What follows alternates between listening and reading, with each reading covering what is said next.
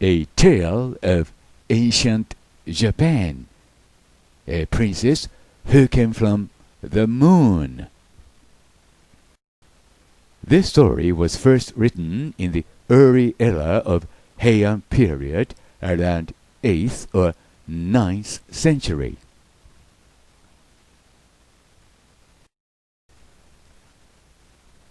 The Tale of the Bamboo Cutter.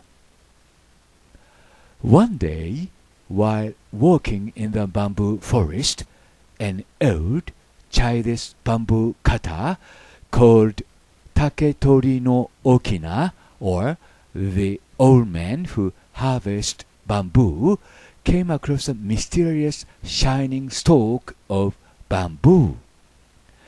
After cutting it open, he found inside it an infant the size of his thumb.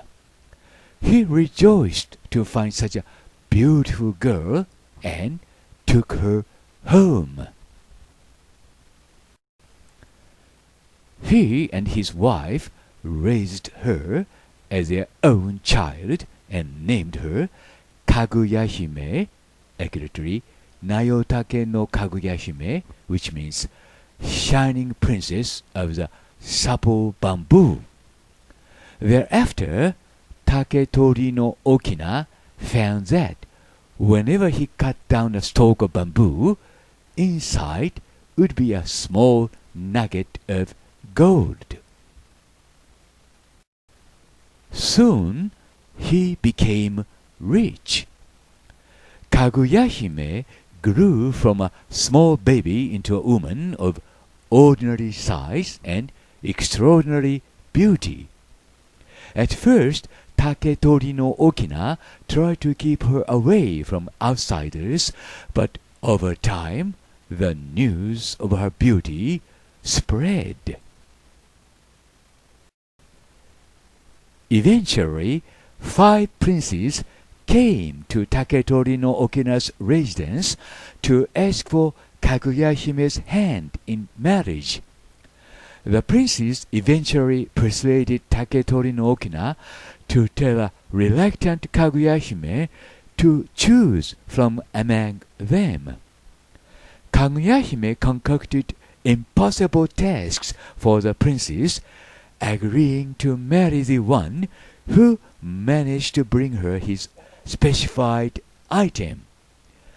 That night, Taketori no Okina told the 5 princes what each must bring. The first was told to bring her the stone begging bowl of the Buddha Gautama Shakyamuni from India, the second a jeweled branch of the mythical island of Horai, the third the legendary robe of the fire rat of China, the fourth a colored jewel from a dragon's neck, and the final prince a cowrie shell bone of swallows. Realizing that it was an impossible task, the first prince returned with an expensive bowl, but after noticing that the bowl did not glow with holy light, KaguyaHime saw through his deception. Likewise, 2 other princes attempted to deceive her with fakes, but also failed. The fourth gave up after encountering a storm, while the final prince lost his life, severely injured in some versions, in his attempt. After this, the Emperor of Japan, Mikado, came to see the strangely beautiful KaguyaHime and, upon falling in love, asked her to marry him. Although he was not subjected to the impossible trials that has thwarted the princes, KaguyaHime rejected his request for marriage as well, telling him that she was not of his country and thus could not go to the palace with him. She stayed in contact with the emperor, but continued to rebuff his request and marriage proposals.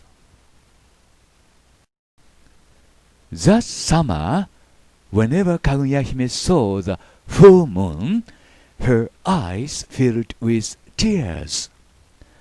Though her adopted parents worried greatly and questioned her, she was unable to tell them what was wrong.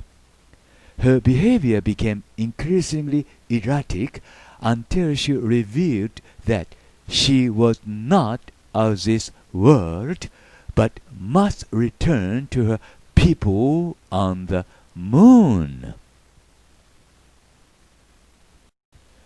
In some versions of this tale, it is said that she was sent to the earth, where she would inevitably form material attachment as a temporary punishment for some crime, while in others she was sent to the earth for her own safety during a celestial war. The gold that Taketori no Okina had been finding had, in fact, been a stipend from the people of the moon sent down to pay for KaguyaHime's upkeep. KaguyaHime goes back to the moon. As the day of her return approached, the emperor sent many guards around her house to protect her from the moon people, but when an embassy of heavenly beings arrived at the door of Taketori no Okina's house, the girls were blinded by a strange light. KaguyaHime announced that though she loved her many friends on earth, she must return with the moon people to her true home. She wrote sad notes of apology to her parents and to the emperor, then gave her parents her own robe as a memento. She then took a small taste of the elixir of life, attached it to her letter to the emperor, and gave it to a guard officer. As she handed it to him, the feather robe was placed on her shoulders, and all of her sadness and compassion for the people of the earth were forgotten.